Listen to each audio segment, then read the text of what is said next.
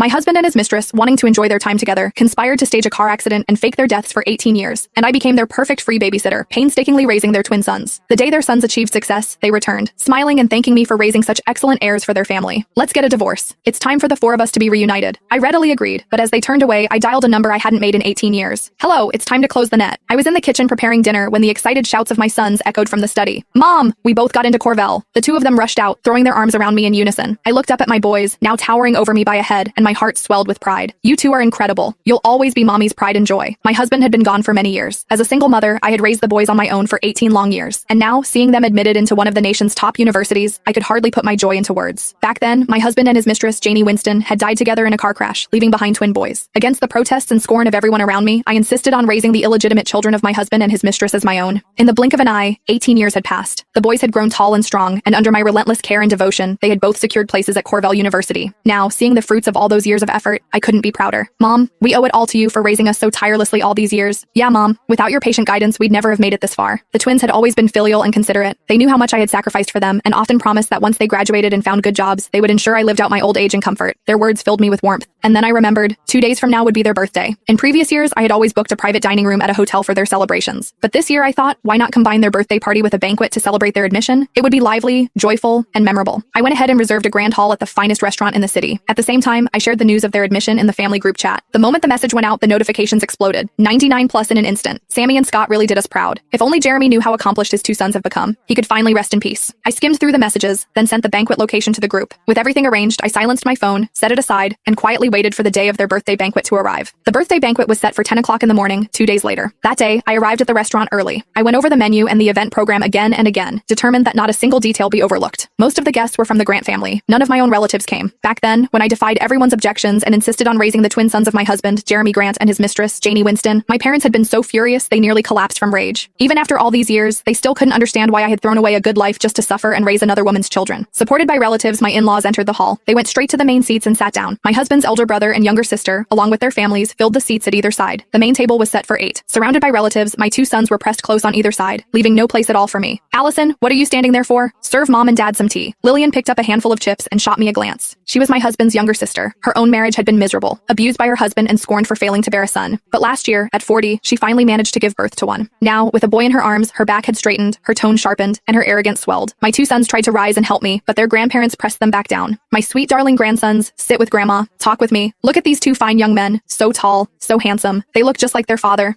I'd say they take after Janie more, Jeremy's brother muttered. My in-laws shot him a glare so sharp he shrank back into silence. I circled the main table, pouring tea, refilling wine glasses. Finally, unable to bear it,